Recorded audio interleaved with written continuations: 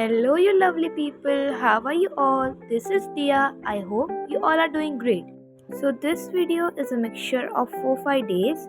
So, without any further ado, let's start this video. Actually मुझे याद तो नहीं कि ये सब क्लिप्स कौन से दिन की है, लेकिन यहाँ पे मैं कर रही थी एप्लीकेशंस ऑफ ट्रिग्नोमेट्री की एनसीईआरटी। ये मैं इसलिए कर रही थी क्योंकि ये हमारे ट्यूशन में इसका टेस्ट होने वाला था। मैं इसमें मेरे एग्ज़ाम्पल्स हो गए थे, मैंने वो पहले ही कर लिए थे। मैं इधर उसकी जो एक एक्सरसाइज़ है ना वो कर रही थी, और फिर जब मेरे पास टाइम बचा तो मैंने जो उसके एग्ज़ाम्पल की डायग्राम थे ना वो एक बार प्रैक्टिस कर ली। और हाँ, जो ये दिन के मेरे जो भी सारे टारगेट्स थे जो हाफ ईयरली के लिए मैं कर रही हूँ वो मैंने नहीं किए थे, क्योंकि मैं दोपहर को ये कर रही थी और रात को मैं थक गई थी तो फिर मैं सो गई थी। और ये क्लिप शायद से 15 अगस्त की है। अब मैं यहाँ पे ना इंग्लिश कर रही हूँ और ये क्लिप है 16 अगस्त की।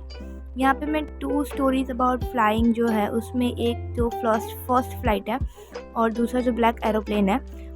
तो मैंने उस दिन ना इसकी जो वीडियो लेक्चर थी कि जो मैंने उसका एक बार एक्सप्लेनेशन देखना था वो मैंने पढ़ले में से और स्टूडेंट्स हेवन वाले चैनल में से एक बार देख लिया था। एंड उसके बाद मैं यहाँ पे जो एनसीईआरटी है उसको भी रीड कर लिया था। उसके बाद मैं यहाँ पे ऑल इन वन कर रही थी।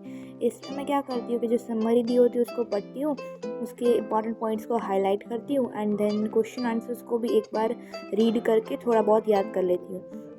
आप लोग बोलोगे कि थोड़ा बहुत याद करने का क्या है, इसमें मेरा क्या है कि जब मैं एक चैप्टर को अच्छी तरह समझ लेती हूँ, उसकी एनसीईआरटी रीड कर लेती हूँ और उससे कैसे क्वेश्चंस आएंगे, कैसे क्वेश्चंस फॉर्म होंगे वो भी एक बार पढ़ लेती हूँ, उसके आंसर्स भी एक बार पढ़ लेती हूँ।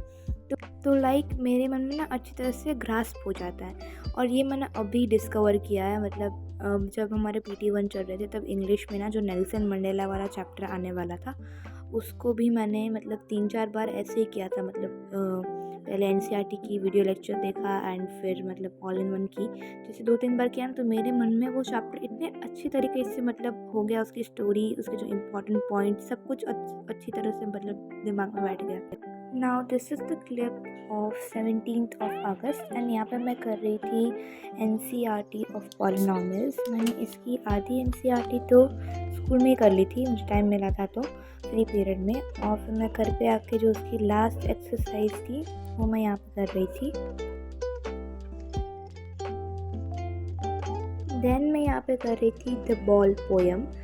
ये क्लिप है 18 अगस्त की और मैंने इसकी वीडियो लेक्चर ले ली थी एंड एनसीईआरटी भी कर ली थी।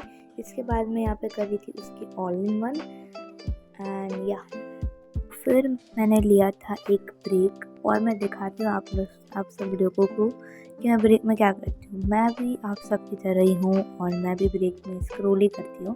और हाँ, अगर आप लोगों को पता है कि मैं ये क्या देख रही हूँ, आप लोगों को इन क्रिएटर्स का नाम आता है तो प्लीज़ आप कमेंट में इसका नाम बताइएगा। देन मैंने उस दिन सोचा तो था कि मैं the diary of Anne Frank वाला चैप्टर कर लूँगी और उस दिन मुझे करना भी था। मैंने उसका वीडियो लेक्चर लगा के थोड़ा सा किया भी था, लेकिन फिर मुझे उसको करने का मन नहीं हुआ।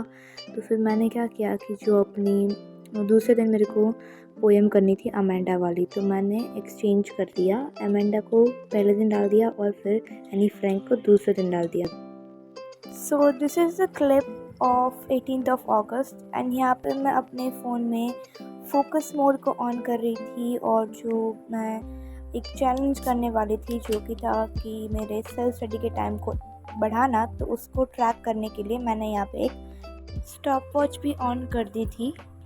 अब मोटिवेटेड होने के बाद मैंने सोचा कि आज मैं अपने लिमिट्स को थोड़ा सा पुश करूँगी और जितना मैं यूजुअली सेल्फ स्टडी करती हूँ उससे थोड़ा सा ज़्यादा करूँगी। तो फिर मैं शाम को पढ़ने बैठी थी। ऐसा नहीं है कि मैंने उस दिन संडे को कुछ पढ़ा ही नहीं था। मैंने सुबह हिंदी कर लिया था, जो बाकी था मेरा, और फिर मैंने बैकलॉग्स भी कंप्लीट कर लिए थे नेक्स्ट टॉपर्स के। तो मैं यहाँ पे कर रही थी मैथ्स, और मैथ्स में मेरा उस दिन का टारगेट था कि मुझे चैप्टर नंबर 2 पॉलिनॉमियल्स की एग्जाम्पल करनी है। तो मैं यहाँ पे कर रही थी। मुझे ना एक चीज़ में डाउट है कि जो ये पॉलिनॉमियल्स हैं उसमें हमारा जो वो क्यूबिक पॉलिनॉमियल होता है उसके क्वेश्चंस भी थे एग्जाम्पलर में, तो क्या वो इस बार एग्ज़ाम में आएंगे? एक्चुअली मैंने वो वाले क्वेश्चंस नहीं किए थे। और एक बात बताऊँ, जो ये फैक्टराइज वाले क्वेश्चंस थे, मतलब वेरिफिकेशन वाले, वो सब उसमें मतलब जो रूट वाले और फ्रैक्शन वाले थे, उसमें मेरे को इतना मतलब दिमाग लगाना पड़ा। थे बहुत सिंपल एंड ईजी, मतलब मुझे आते भी थे, लेकिन उस वक्त पता नहीं मेरे दिमाग में मतलब कुछ आ ही नहीं रहा था और मैं कुछ भी करे जा रही थी, लेकिन फिर मेरे से हो गया था। उसके बाद मैं सीधा रात को पढ़ने बैठी थी और यहाँ पे मैंने सपनों के से दिन जो संचयन में जो पार्ट था वो मैंने कर लिया था। उसका मैंने एक लेक्चर लिया था और फिर एनसीईआरटी रीड की थी। लेक्चर मैंने हमेशा की तरह मैग्नेट ब्रेन्स में से लिया था। फिर मैंने जैसे आपको बताया था कि मैं अमेंडा करने वाली हूँ, तो फिर मैंने अमेंडा का लेक्चर ले लिया था। तो फिर रात को 12-1 बजे तक पढ़ने के बाद मैंने इतने घंटे सेल्फ स्टडी की थी। देन मैंने उसके बाद 1 घंटे या फिर 1.5 घंटे तक अपना स्कूल का होमवर्क किया था एंड मैं 2:15 को सो गई थी। और मैंने जो ये 4 घंटे दिखाए उसमें मैंने सिर्फ और सिर्फ सेल्फ स्टडी की थी। मैंने उसमें कोई भी होमवर्क ऐड नहीं किया, ना ही तो मैंने कोई भी बैकलॉग कंप्लीशन का टाइम ऐड किया। So that's it for today's video. I hope you liked the video. Please make sure to share and subscribe to my channel. Okay, bye bye.